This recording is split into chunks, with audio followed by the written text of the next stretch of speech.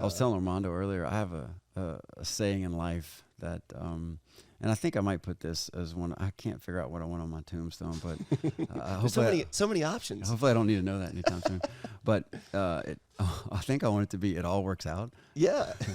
Because my faith is very important to me, and like, don't worry about me, it all works out. Yeah. But so I would say that, and my immediate family goes nuts when I'm like, it all works out. They're like, Well, once when my daughter was younger, she was around 8 or 9. She went to dance, and I was in surgery. I was supposed to pick her up after surgery, but surgery ran over. And so I had the nurse call my wife, say, hey, he's not going to make it. So I get home, and my daughter's there. And my wife said, by the way, how'd you get home?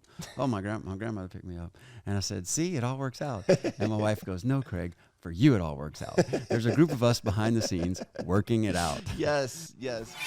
Welcome to Under the Knife, the podcast where we cut into topics such as politics, life advice, and medicine, and we do this with the precision of a licensed orthopedic surgeon. I'm your host, Dr. Craig Green, an orthopedic surgeon and elected public official.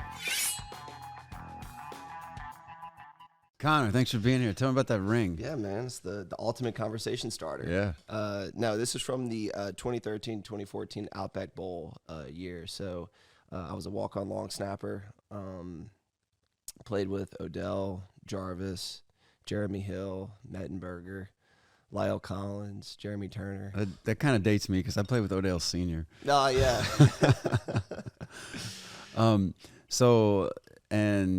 How did that kind of lead you to where you are now? Tell us what you do now. Yeah, so currently I do business development for a managed IT service provider in Baton Rouge called General Informatics. That's a big company, right? Yeah, growing. Been going through some acquisitions. We're in probably 12 states now, but our headquarters is right here in Baton Rouge. But before, I'm actually an attorney. So I went to law school, did the JD MBA program at LSU, graduated middle of COVID, so May of 2020. Did you have to take the bar?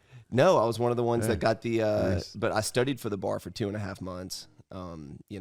Taking practice tests, doing the whole thing. And then the week before the test, got an email from the Supreme Court saying, hey, we canceled the bar. But they didn't say what was going to happen. Well, in the football terminology, the hole opened up for you. Yeah, exactly. But we still had to go through like a transition into practice program. You had to be a qualified candidate. There were a lot of kind of boxes you had to check, but I checked all the boxes. There you go. Yeah. Let's go back to football, walk-on. Tell us. Yeah. I was a walk-on as well, so we have a lot. Tell us your saying about that. Twice. Yeah, man. The walk-on life is twice the work for half the credit. And it's unfortunate, because a lot of walk-ons, at least in my experience, they get a little jaded, just putting in all this work, and it's a tough life. You have to be able to show up every day and be a moving practice dummy for all the guys to get all the credit, but for me, I was on borrowed time. I had tore my ACL the night of my senior homecoming in high school. I had no expectations of playing college football after that happened. Was going to probably go to like Nichols or Louisiana Tech and play tight end. And, I did a little bit of long snapping in high school, but wasn't very good. So when you got to LSU, was it, I'm going to be a long snapper? Yeah, well, it was actually, I didn't really know how to long snap properly, so I started watching YouTube videos the summer between my senior year of high school and my freshman year of college, and just tried out in the fall of 2012 and didn't make it.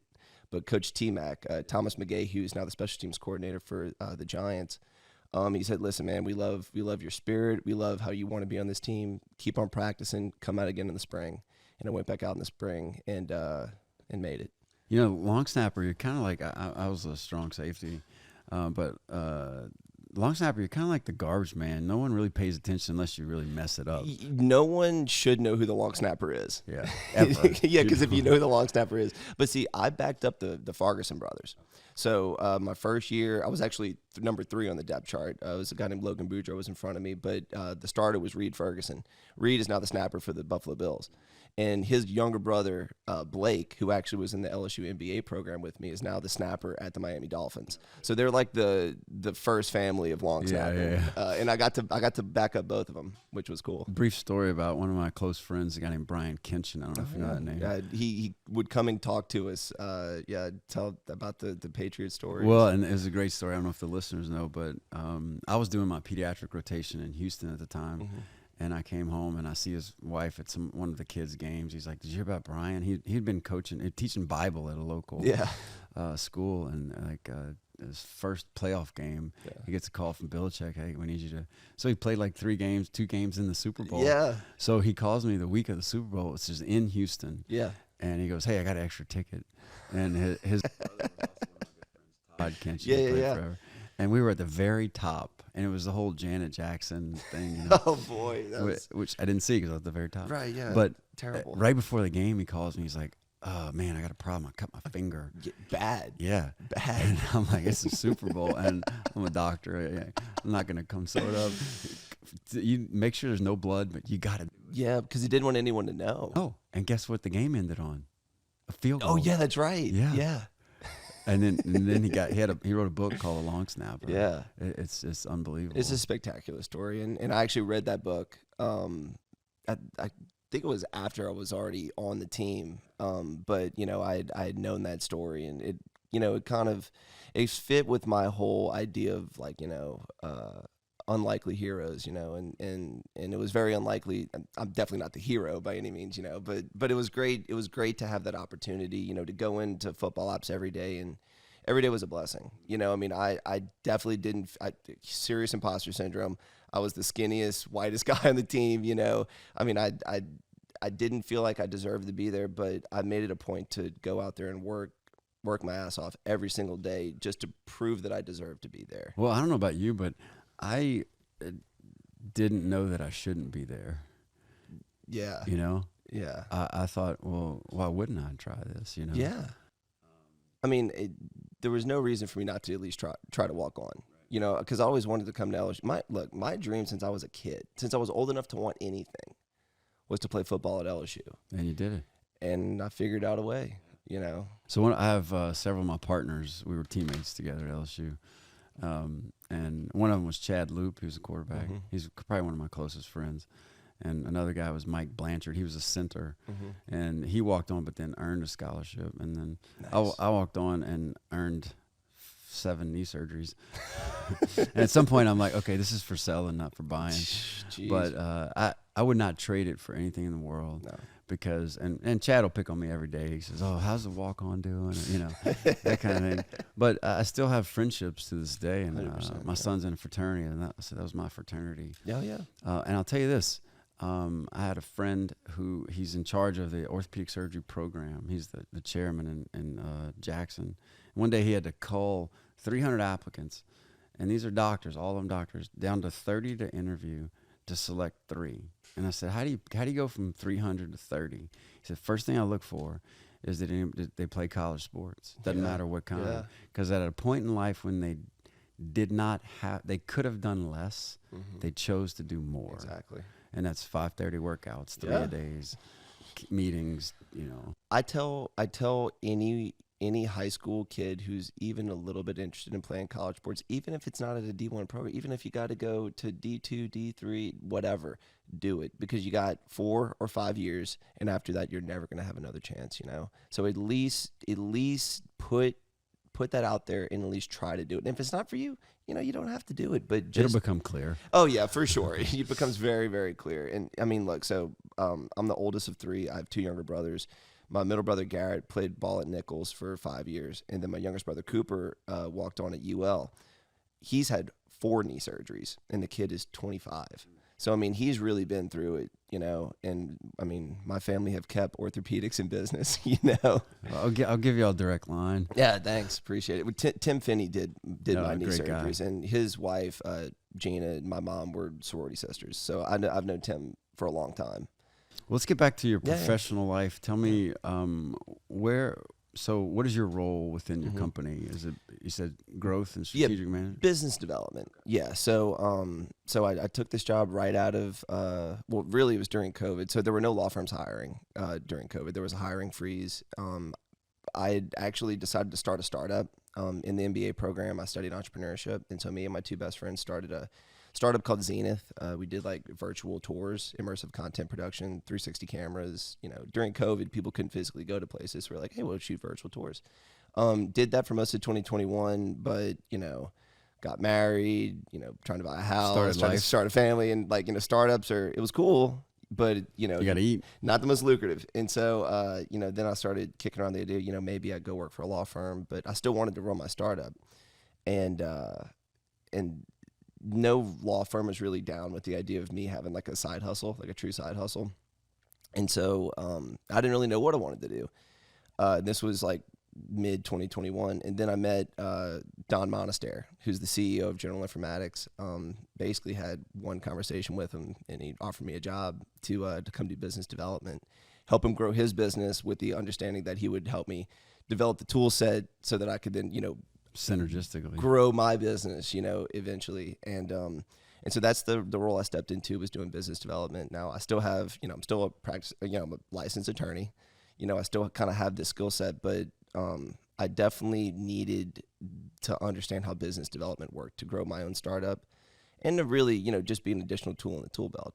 And so now what I'm basically doing is helping, grow General Informatics, finding new opportunities.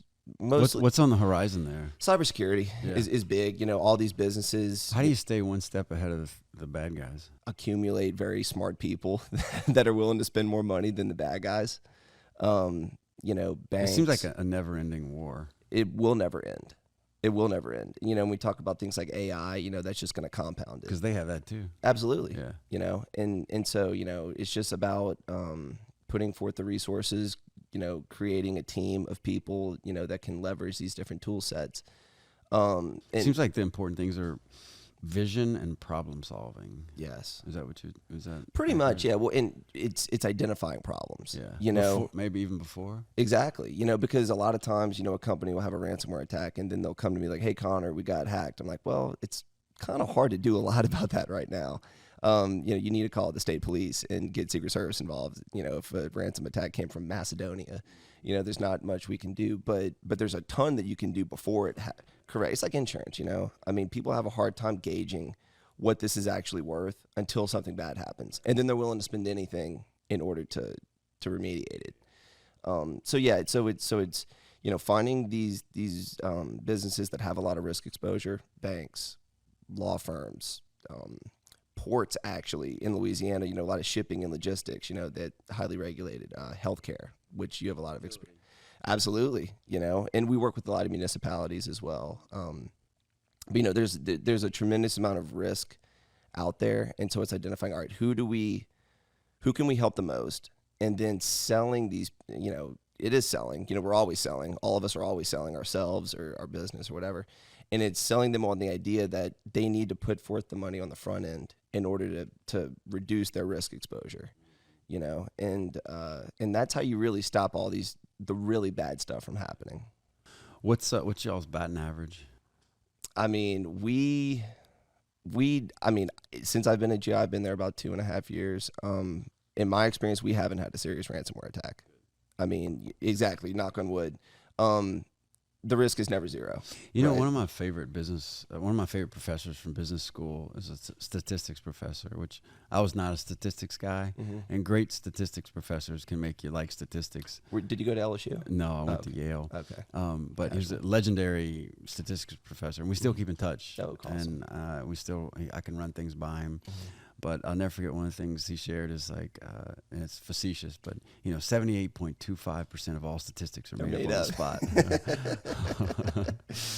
That is true. But he did teach us that all of life is really risk and probability, and what we do in our conscious or subconscious is constantly evaluate.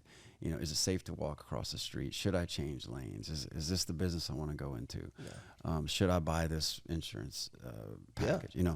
And whether it's on paper or in numbers, it's happening. 100%, right? Yeah. And it seems like your job is to kind of extrapolate that and put it on paper and say, look, I'm not forcing you, but you got to make a decision here. That's exactly right. And I think my background as an attorney, has definitely kind of helped bolster that. I've always kind of looked at the world through the lens of risk and reward. That's how attorneys kind of see the world. And it lends itself to this. As I progress through my career, I'm 29 right now, so there's a lot of kind of options that I'm still trying to figure out, what direction exactly I want to take this. But but I'm really interested in technology. You know, that's kind of always been my passion. And so kind of trying to time up the intersection of law and technology, I think is, I mean, there's an infinite amount of directions I can take this, but one thing that is certain is that there's always going to be a tremendous amount of risk, you know, and there's a that's just human nature, right? Of course, you know, and it's a spectrum, right? There's a convenient privacy spectrum. You know, the more convenient you have something, the less privacy you're probably going to have. You know, that's what data management is, and you know, certainly AI is kind of bringing all this to the forefront. And so, you know, most of what I do is educating and just talking about these things and making these very complicated things make sense to people. You know, well, I think that on a larger scale too, like let's say terrorism or whatnot. I think as private citizens in the greatest country in the world, we kind of have to make a choice: privacy or security. Yeah. And you know, I kind of just assume someone's listening to my conversations at all times anyway. Yeah, I'll exactly. choose security. Exactly. Yeah. Yeah. I think about these things all the time, you know, and I've kind of gotten, you know, I know that you're, you know, obviously involved in politics, and that's something that's always kind of been in the back of my mind. You know, I'm not interested in you know, making a commitment to public service right now. But I do really like understanding how the mind of someone who's responsible for making these decisions work, you know, because... Well, I'll tell you, I think what's far more necessary, and it's like a walk-on, right, is someone who's willing to problem solve and not people please. Yeah, because you're never going to please everyone. No. And, you know, you think about, I think a lot about our forefathers. They stood up to the government that had command of the world. The most powerful. I mean, they were. And like, if the why is not bigger than the what, it's never going to work. Yeah. And so their why was way big. Oh yeah. And they figured out the what, and we're figuring out the what. Yeah. You know, there's a big meme going around now about like, how often do you think about the fall of the Roman? But I think it's a worthy conversation. You know, it 100%. fell. Yeah. All of them have. Yeah. And so what will cause ours to fall? And that's, you know, I think there's a merger between that and risk and probability. 100%. What things are going on a societal level, if you can take the 30,000 foot view, that would risk our civilization to fall. Yeah. As all before ours have. Yeah. Because, and I think one of them is the idea of thinking it'll never happen. Yeah. 100%. Right? Just like you might think. Not understanding history. Well, not only that, but like you're selling a company, you might get hacked. Oh, that'll never happen. I can guarantee you it will if you think that. Who would want what we have? You know, we're no one. You know, ironically, those are the ones who are the most at risk.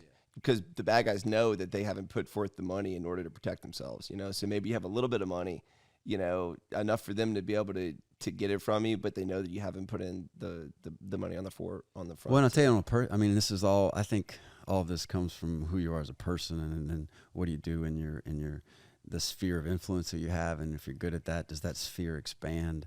But in my own life, I've surrounded myself with people that will help me tell me my blind spots, right? Because I might think like, that's not a problem. Oh, you better get ready. Oh yeah, yeah. No, but you can do that, and then on my family scale, same thing, and then in my business, and then in our community, and our society. You know what I'm saying? Yeah. Absolutely. But to have that, apply that mentality throughout.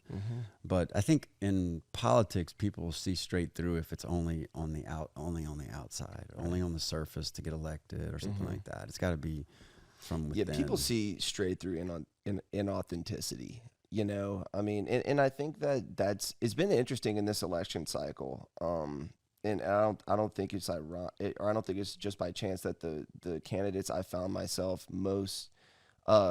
most likely to lean towards are the ones who have gone on the podcast and have done the 3-hour-long interviews with Lex Friedman or Joe Rogan or Tim Ferriss, you know, whoever these guys are.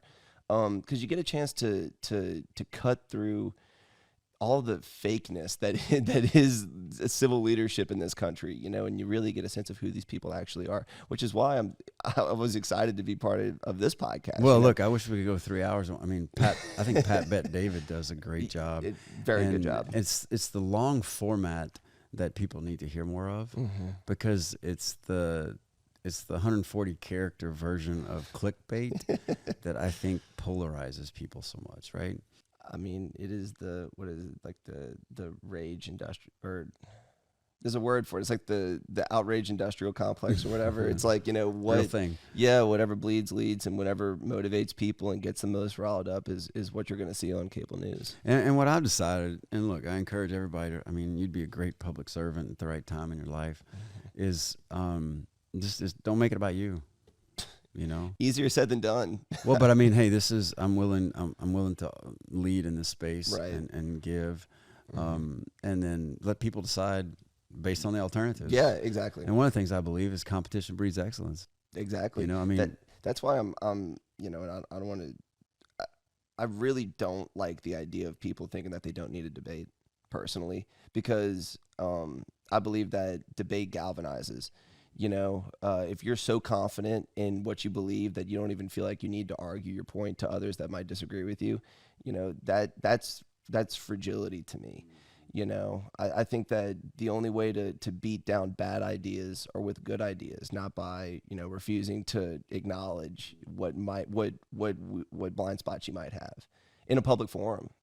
Well, I think that the book was Team of Rivals about Abraham Lincoln. He believed that out of the most disagreeable thought, it's like a sharpening of a blade. Yeah. You have thesis, antithesis, synthesis. Mm-hmm. Yeah. And so it's like, hey, disagreement's fine. Yeah. We're going to get to a sharper answer. Mm-hmm. And this, you know, I can disagree without dishonoring.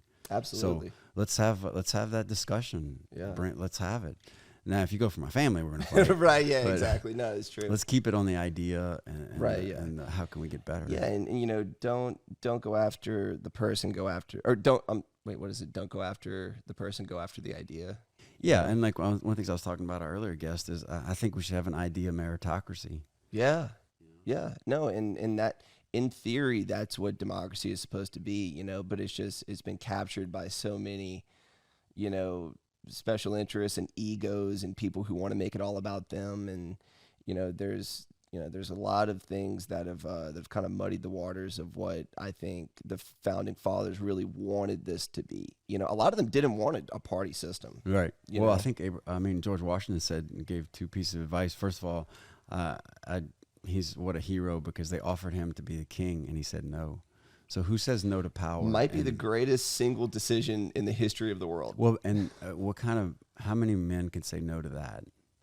It takes quite a man to say no to power, which he did. But he also said, I advise no international alliances and no political parties. And look where we are. Look where we are. But, you know, one of the other things I think that's very important is and I tell this with patience, it's a terrible place to be where you have no hope.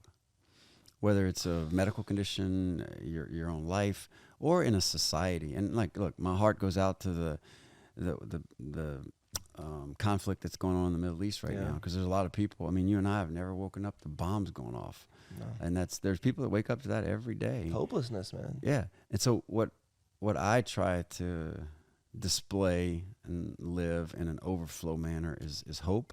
Yeah. And sure enough, the people I interact with on a daily basis, it's amazing. And if I only thought the world was what social media was showing me, I would think it was filled with hate and hopelessness. Yeah. And yet the world that I experience on a daily basis is full of hope and optimism and love and joy and ideas. Yeah. And I think that that's contagious just as much as the negativity can be. 100%. Yeah. I mean, there's a principle called ontological design. You know, you inform or you create your environment, and your environment in turn creates you, and it's a feedback loop, right? And, you know, if you spend all your day on social media, you know, you're going to end up in these doom loops where, you know, the world is falling in around you. But and the algorithms know that. Oh, 100%. Well, it's like the outrage industrial complex. You know, I mean, they know that this is what engages people. It's what gets people the most involved, and it's what's going to ultimately make the most money. I was telling Armando earlier, I have a saying in life that, and I think I might put this as one. I can't figure out what I want on my tombstone, but so many options. Hopefully, I don't need to know that anytime soon. But Oh, I think I want it to be, it all works out. Yeah. Because my faith is very important to me, and like, Yeah. don't worry about me, it all works out. Yeah. But so I would say that, and my immediate family goes nuts when I'm like, it all works out. They're like, Yeah. Well, once when my daughter was younger, she was around 8 or 9. She went to dance, and I was in surgery. I was supposed to pick her up after surgery, but surgery ran over. And so I had the nurse call my wife, say, hey, he's not going to make it. So I get home, and my daughter's there. And my wife said, oh, great. Oh, by the way, how'd you get home? Oh, my grandmother picked me up. And I said, see, it all works out. And my wife goes, no, Craig, for you it all works out. There's a group of us behind the scenes working it out. Yes. And it's not untrue. But then I shared that with my sister, and she had a great point back to the ontological thought of like, that is a self-fulfilling prophecy. Because people that think, okay, you know what, option B happened instead of option A, this is a better option. Yeah. And because we're going to make it a better option. Yeah. You know? Yeah. And so I think if you live that way throughout life, hey, it's probably a more optimistic viewpoint. It is. But then you're making the best out of what you're winning with the hand you're dealt, you know? Yeah, absolutely. I mean, as Americans, we're put in the best position to succeed in the history of mankind. I mean, like, granted, there's still injustice in the world, inequity, 100%, but is the best that we've ever come up with, and I challenge people that really feel like they have it bad, friends that are going through hard times, and like, everything's relative, right? Everyone wakes up, or everyone starts at a different starting point. I started off at a different point than a lot of people I know, but because of that, I do feel like there is a responsibility on me to do something exceptional with my life, because if I don't, then truly I believe it would have been better spent on someone else who would have. You fumbled. Yeah. And there's no greater letdown in the world than someone who is given all the opportunity to succeed and squanders it. That is, to me, the biggest human tragedy, is for someone to have the opportunity and do nothing with it. What are you doing with what you've been given? Exactly, right. And there are people that come up in countries where they are not expected to do anything, and they still live happy lives, and they but they're making the most and giving the most with what they've been given. Exactly. Peter Zehn, I don't know if you know that Peter name. Zehn, of course. And he wrote the book about America being a superpower. I mean, what are the chances we have oceans protecting the us? giant, the best board, or the best wall we could ever have is a 1,000-mile wide ocean. And then, like you said, and I think for the most part, America does its part throughout the world. Some would argue too much, and who's paying for it, and all that. Yep. And then you get into modern monetary theory. Is that really going to work? And are we saddled with debt? I mean, it's a rabbit hole we could all go into. But back to our what are we doing with what we have? It's I've recently been given a gift of way to process when you get in a bad headspace, which we all do. Let's just say it. If you don't, then you're either lying to yourself or you're not human. Exactly. But you know how you can snowball bad thoughts? 100%. And you might say, "Oh gosh, the COVID's here, or I didn't get the job I wanted, or whatever." I do feel like bad things happen in groups, though. Yeah. Well, and it makes you human. 100%. But to snowball it is to compound it. It's like that quote that says that more joy is lost in imagination than in reality. Yeah. Think about that. Ooh, but these 7 questions have really helped me say, okay, break this down and say, okay, wait a minute. Let me pause for one thing. What am I thinking? I'm thinking that because I didn't get to take the bar, I might not be able to blah, blah, blah. What am I feeling? Anger, fear, jealousy. Because if a bomb's going off inside of you, it's usually not positive. It's number 3 is, what's the truth? Well, truth is I live in the greatest country in the world. I've got these 2 degrees. I'm going to have endless opportunity. Number 4 is, what am I grateful for? Yeah. I've got a loving family. I've got a lot of education. Got opportunities. Number 5 is really good. It's, what am I hopeful for? Yeah. I'm hopeful that I'll get to practice law, or I'm hopeful that my father will come out of his surgery or something. Number 6 and 7 are quite interesting, because let's say something happens to you, and something will happen to you, right? Inevitably. after you go through that, and after I've done those 5 questions, I then say, what has this revealed about me? Yeah. And that's, can you answer that honestly? Could be bad, good, what do I need to learn? And all that leads to the 7th one is, what's my next move? Mm-hmm. Just one move, one step. Yeah. In what direction? Yeah. You know, to grow and to lead and to succeed, you have to go forward in a direction. Yes. And you can't stay still. You're not going to stay still. So it might be get out of bed, make your bed. It might be make a phone call. It might be mend a relationship. It might be tell someone thank you. Or how much you love them. Yeah. And it might be back to the chess thing is, am I going to use the rook? Am I going to use, you know, Yep. the castle? Like what's mine? I gotta make a move. Yeah. And a friend said, do you always have to be making moves? Well, I get it. Like not necessarily, but in life, you do have to keep moving forward. Personally, I do feel like if I'm not moving forward, I'm sliding back. Yeah. That's just kind of the way it's been baked into me, you know, and I'm very close to my grandfather.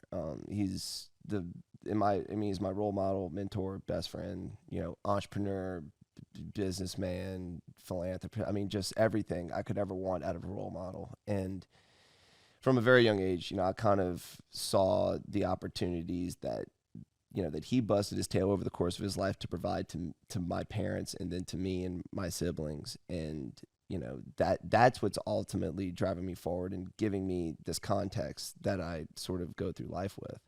And do you ever think that he put one foot in front of the other with far less than what you and I have to do it with? He made a point to make sure we all knew it. Yeah. I love it. Oh yeah, uphill. I've walked uphill both ways. Uphill both ways in the snow. Yeah. Well, you're going to be that to your offspring. You know? That is the goal, right? That is the ultimate goal. And if I don't, then I feel like I will not have done myself a service or the people that came before me that. Well, and I'll tell you, and we got to wrap it up, but I'll tell you one thing. There's a movie called Gleason about Steve Gleason, remember? Yep. Changed the way I parent, think, grow. Because I used to think, God, I got to be perfect. I got to be a perfect parent. I got to be a perfect doctor. And one of the things that he was telling his unborn child, he had ALS, he's filming it, is, son, take the good and improve on the bad. And that's how I parent.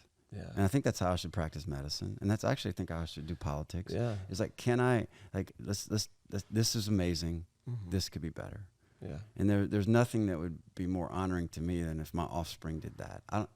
Maybe the list of what they could do better is long. That's fine. Yeah. Make it better. Yeah, exactly. And just to, you know, I think it was point number 6 you talked about, you know, finding the silver linings, you know, being able to handle bad things that happen in life whenever they inevitably happen and use that, you know. Feel it, but don't let it keep you internalize it, you know, but use it to galvanize you, right. You know, and that's ultimately, I think, what makes a successful person, you know, whenever bad things happen, being able to handle it in stride and use it to ultimately become part of your story that you could tell people. Get back up. Exactly. Walk on. Walk onward, baby. Thanks for being on. Absolutely, brother. Thank you for joining us today, and a big thank you to all of our listeners for tuning in to this surgical exploration of politics, healthcare, and life. I've been your host, Dr. Craig Green. Remember to stay informed, stay sharp, and join us next time to see which of life's topics we'll dissect under the knife.